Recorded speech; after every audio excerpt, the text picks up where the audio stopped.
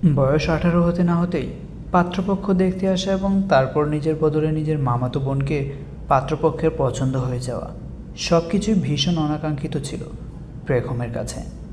সে যখন ঘোরের মাঝে আটকে রয়েছে তখনই পাশ হতে অজান্তার কণ্ঠস্বর ভেসে আসে, প্রিয় অপরিচিত মানুষজন, আপনারা আসবেন বলে আমার বাবা বিরাট আয়োজন করে প্রায় 7,000 টাকার বাজার করেছে, কিন্তু আমার মনে হচ্ছে এই টাকাগুলো সব পানিতে ফেললো সে। তার মেয়ে হয়ে এটা হয়তো মানতে পারি না আমি, তাই না? আপনারা আসার পর থেকে এখনও পর্যন্ত প্রায় 3,000 টাকার নাশতা খেয়ে ফেলেছেন, যেগুলো সম্পূর্ণ অপচয় হয়েছে। আপনারা তো বের হবেনই, তবে তার আগে এই 3,000 টাকা পরিশোধ করে যাবেন। আর এই যে আন্টি, আপনাকে বলছি, নিজের ছেলেকে কেমন শিক্ষায় শিক্ষিত করেছেন যে সে নিজের দৃষ্টি সংযত করে রাখতে পারে না। দেখতে এলো এক বোনকে আর পছন্দ করলো আরেক বোনকে। ছি আন্টি ছি, এ কেমন শিক্ষা আপনার ছেলের? এমন ছেলেকে নিয়ে তো আপনাকে ভারী লজ্জায় পড়তে হবে দেখছি। নিজে থেকে পছন্দ করা মেয়ের মুখে এমন কথা শুনে এক প্রকার বিষম খায় নির্জন। অবাক চোখে সেই মেয়ের দিকে তাকানোর পরপরই সে পুনরায় বলে ওঠে, আপনার মতো ছেলেকে আমি পছন্দ কেন পছন্দ করব বলুন তো? একটা কথা জানেন তো, দুর্জন বিদ্বান হলেও পরিত্যাজ্য, তেমনি চরিত্রহীন মানুষ বাকি সব দিক দিয়ে ভালো হলেও তাকে বিয়ে করা যায় না। আমি আমার বোনকে অনেক ভালোবাসি, এমনিতেও আপনাকে আমার পছন্দ হয়নি। এখন যদি এই বিয়েতে রাজি হতো তবুও এই বিয়ে আমি হতে দিতাম না। আশা করছি আপনি আপনার যথাযথ অসম্মান পেয়ে গিয়েছেন, এখন আপনারা আসতে পারেন। আর যাওয়ার আগে 3,000 টাকা অবশ্যই দিয়ে যাবেন। মেয়ের বাড়ি থেকে এমন অপমানিত হয়ে নির্জন সহ তার পরিবারের সবাই রাগে গাল লাল হয়ে বেরিয়ে যায় কল্পতরু ভিলা থেকে। যাওয়ার আগে অবশ্য টাকা দিয়ে গিয়েছে। অজান্তা টাকাগুলো হাতে নিয়ে পেখমের দিকে তাকাতেই দুজন একসাথে হেসে ওঠে। ওরা একদম জব্দ হয়েছে। আমি তো শুধু দাঁতে দাঁত চেপে রাগ সংবরণ করছিলাম, তুই কথা বললি বলে চুপ ছিলাম এতক্ষণ। পেখমের কথায় অজান্তা ভাব নিয়ে বলে, ওরা আমার বোনকে অপমান করবে আর আমি চুপচাপ সহ্য করব? এটাও সম্ভব? এতক্ষণ যাবৎ সম্পূর্ণ ঘটনার নীরব দর্শক হয়ে দেখছিল অজান্তার বাবা মা আর ফুপি। অজান্তার বাবা মিস্টার জাহিদুল ইসলাম সরু চোখে মেয়ের দিকে তাকিয়ে বলেন, এ কেমন অসভ্যতা মেয়ে অজান্তা? তুমি তাদের সাথে এমন ব্যবহার না করলেও পারতে। কেন বাবা? বলবো না কেন? তারা যে পেখমকে অপমান করলো সেটা অন্যায় নয়? তাদের মতো মানুষদের এভাবেই জবাব দিতে হয় বাবা। আর আমি তো এটাই বুঝলাম না যে ওর বিয়ে নিয়ে তুমি এত তাড়াহুড়া করছো কেন? ওর বিয়ের বয়স হয়েছে, এইচএসসি পরীক্ষা শেষ করেছে, এখন বিয়ে নিয়ে ভাবার সময়। পেখমের বাবা নেই, এই মুহূর্তে মামা হিসেবে আমার দায়িত্ব ওকে ভালো একজনের হাতে তুলে দেওয়া। একদমই তাই, ভালো একজনের হাতে তুলে দিতে হবে।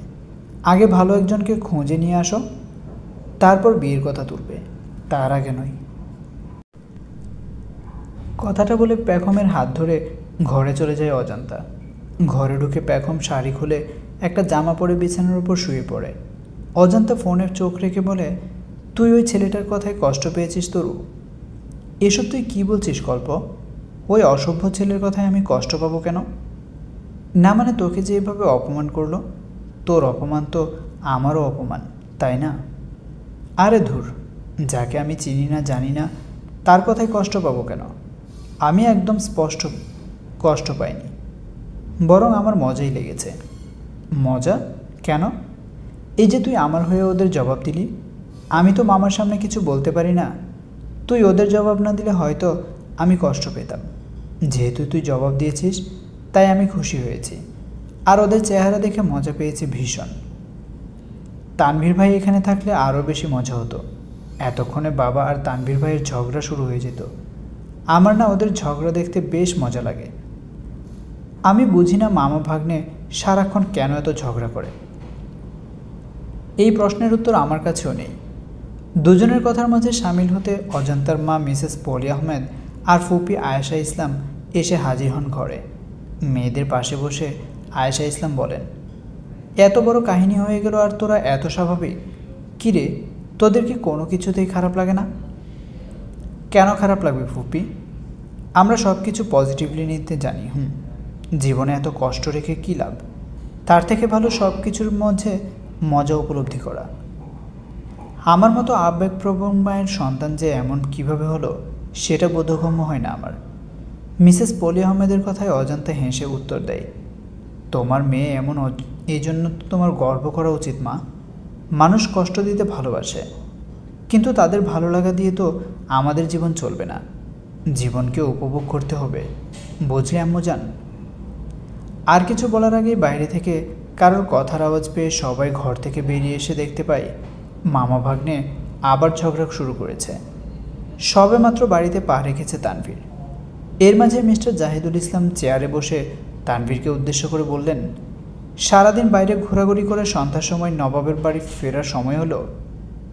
এমন হলে জীবনে আর কিছু করা লাগবে না। ভবিষ্যতে অন্যরা যখন ভালো কিছু করবে তখন এই ছেলের বাড়িতে বসে ভাগ্যকে দোষারোপ করতে হবে। ঠিক সময়ে পরিশ্রম না করলে অসময়ে হাজার পরিশ্রম করেও কাঙ্ক্ষিত ফল পাওয়া যায় না। সময়ানুবর্তিতা রচনায় এই লাইন পড়া হয়নি বুঝি? মামার মুখে এমন কথা শুনেও সেদিকে কোনো উত্তর দেয় না তানভীর। আপন মনে হেঁটে নিজের ঘরে চলে যায়। এতে যেন মিস্টার জাহিদুল ইসলাম বেজায় চটে যান। জোরে জোরে বলে ওঠেন, আমার কথাকে গুরুত্ব না দিলে ভবিষ্যৎ সত্যি সত্যি অন্ধকার হয়ে যাবে। সারাদিন বন্ধুবান্ধব নিয়ে থাকলে জীবনে আর কোনো উন্নতি করা লাগবে না। ওই বন্ধুরা ঠিকই উপরে পৌঁছাবে, কিন্তু নিজে আর উপরে পৌঁছাতে পারবে না। আমি ভালোর জন্যই বলি, এখন না বুঝলেও ভবিষ্যতে আমার কথাগুলোর গুরুত্ব ঠিকই উপলব্ধ করবে। তখন আর কিছু করার থাকবে না। ঠাস করে দরজা লাগানোর শব্দে কেঁপে ওঠে অজান্তা। ফিসফিস আওয়াজে পেখমকে বলে, আজ মনে হয় তানভীর ভাইয়ের মন মেজাজ বিশেষ ভালো নেই। তার উপর বাবার কথাগুলো তো আছেই আগুনে ঘি ঢালার জন্য। তুই গিয়ে দেখে আয় তো ভাইয়ার কি হলো। আমার তো আর খেয়ে দিয়ে কাজ নেই, তাই না? ইচ্ছে করে বাঘের খাঁচায় ঢুকবো? তোর ভাই তুই গিয়ে শুনে আয় যা। আমিও যাব না বাবা। পরে দেখা গেল আমাকে 2 তলা থেকে সোজা ধাক্কা দিয়ে নিচে ফেলে দিল। পেখমের কথায় অজান্তা মুচকি হেসে বলে, ভিতুর ডিম একটা। তানভীর ভাই আসবো? সম্পূর্ণ ঘর অন্ধকারাচ্ছন্ন দেখে অজান্তা পুনরায় বলে ওঠে, ঘরে আছো তুমি? সাড়া দিচ্ছ না কেন? কি চাই এই ঘরে? বিরক্ত করতে এসেছ? কাঙ্ক্ষিত মানুষটার থেকে জবাব পেয়ে অজান্তা ঘরে ঢুকে সবার আগে আলো জ্বালাই। অতঃপর তানভীরের উদ্দেশ্যে বলে, তোমাকে বিরক্ত করা ছাড়াও আমার আরও অনেক কাজ আছে তানভীর ভাই। তোমার জন্য খাবার নিয়ে এসেছি।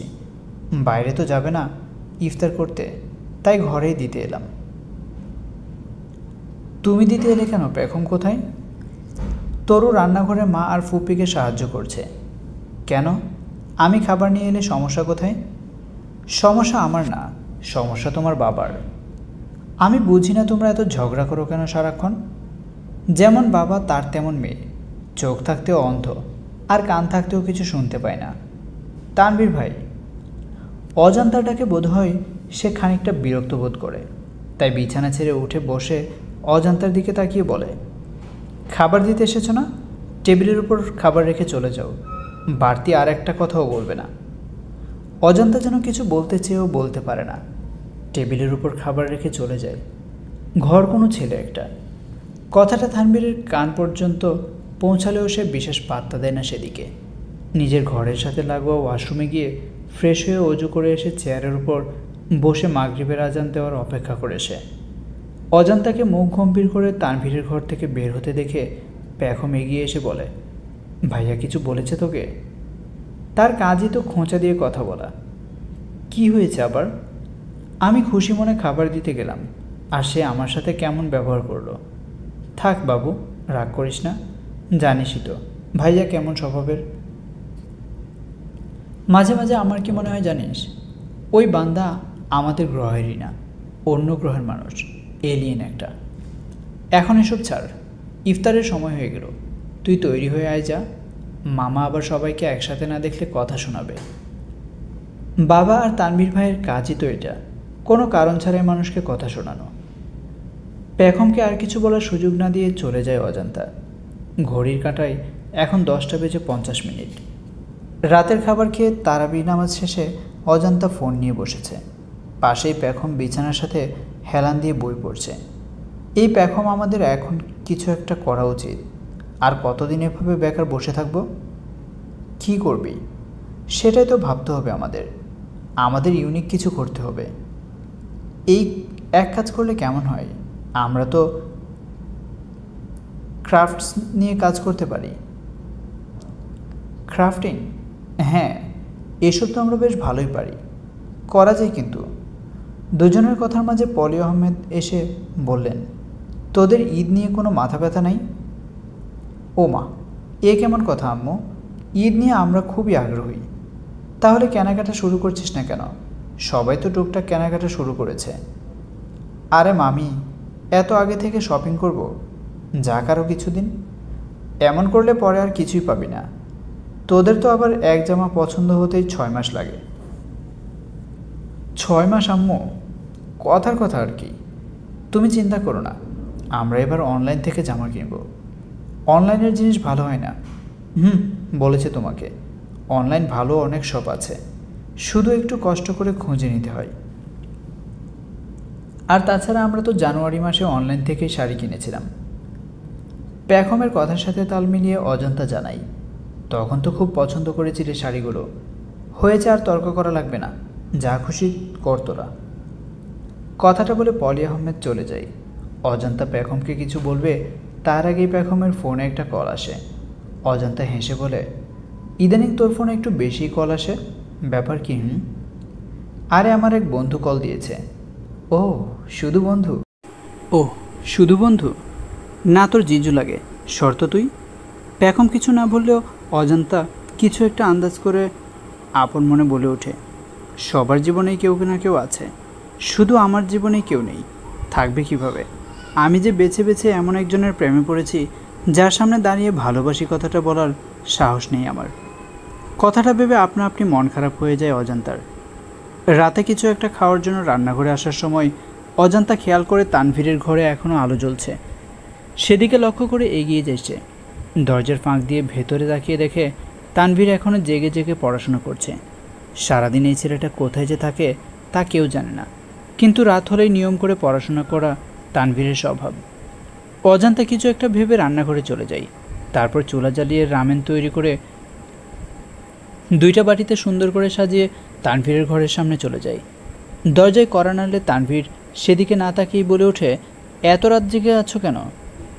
দরজা ঠেলে ভেতরে ঢুকে অজান্তা উত্তর দেয়, ক্ষুধা লেগেছিল তাই উঠেছি। সারা রাত জেগে ফেসবুক স্ক্রল করেছিলে সেটা বলো। তুমি কিভাবে জানলে? এখনকার ছেলে মেয়েদের কাজই তো এটা। এমনভাবে বলছো যেন তুমি আগের যুগের মানুষ। ওই তো তোমার সাথে আমার বয়সের তফাৎ মাত্র 3 বছরের একটু বেশি। তোমার সাথে তর্ক করার সময় নেই আমার। কেন এসেছো সেটা বলো। আমার জন্য রামেন তৈরি করলাম, তাই ভাবলাম তোমাকেও একটু দিয়ে যাই। আমি কি তোমাকে একবারও বলেছি যে আমার ক্ষুধা লেগেছে? বলিনি তো। তাহলে আমার জন্য খাবার নিয়ে এসেছো কেন? কেন, আমি কি আসতে পারি না? না, পারো না। এমনিতেই তোমার বাবা উঠতে বসতে কথা শোনায় আমাকে, তার উপর যদি দেখে এই এত রাতে তার মেয়ে আমার জন্য খাবার তৈরি করে এনেছে, তাহলে তো আজ এখানে একটা ছোটোখাটো যুদ্ধ লেগে যাবে। তুমি একটু বেশিই বলছো। বাবা এতটাও খারাপ না। হ্যাঁ, একটু বেশি কথা বলে, কিন্তু তুমিও তো কম যাও না। আবার তুমি আমার দোষ ধরতে এসেছো? আরে না না, এমন কিছুই না। তুমি রাগ করো না, এই নাও, খেয়ে নাও। আমি খাবো না, নিয়ে যাও এসব। আমি এত কষ্ট করে রামেন তৈরি করলাম আর তুমি বলছো খাবে না? দেখো অজান্তা, আমার বেশি কথা বলতে একদম ভালো লাগে না। একবার যখন বলেছি খাবো না, তার মানে খাবো না। আমাকে বিরক্ত করো না, চলে যাও এখান থেকে। আরে আমার কথাটা তো। আর কোনো কথা নাই, চলো এখান থেকে, চলে যাও। তানভীরকে রেগে যেতে দেখে অজান্তা আর কিছু না বলে ঘর থেকে বেরিয়ে আসে। এই ছেলের সাথে কথা বলতে গেলে খুব মেপে মেপে কথা বলতে হয়। সে যখন যে রাগ করে আর কখন যে হাসে সেটা সে ব্যতীত আর কেউ জানে না, এমনকি তার মাও জানে না। অজান্তা ঘরে এসে পেখমের সামনে রামেনের বাটি রেখে বলে, খেয়ে নে। তুই খাবি না? আমার ইচ্ছে করছে না। তোর যদি আরও লাগে তাহলে রান্নাঘরে থেকে নিয়ে আসিস। ওখানে আরও 1 বাটি রামেন রাখা আছে। পেখম আরও কিছু বলবে তার আগেই অজান্তা বিছানার একপাশে শুয়ে পড়ে। আগামীকাল তোমাকে পাত্রপক্ষ দেখতে আসবে, তৈরি থেকো। বাবার মুখ থেকে এমন কথা শোনার জন্য হয়তো অজান্তা বিন্দুমাত্র প্রস্তুত ছিল না। বাবার দিকে অবাক করা চাহনি নিয়ে তাকিয়ে এসে প্রশ্ন করে, আমার বিয়ে? হ্যাঁ, তোমাকে পছন্দ হলে আগামীকালই সব কথা বলে যাবে তারা। কিন্তু আমি তো এখন বিয়ে করতে চাই না বাবা। কেন চাও না? কারণ আমি একজনকে ভালোবাসি।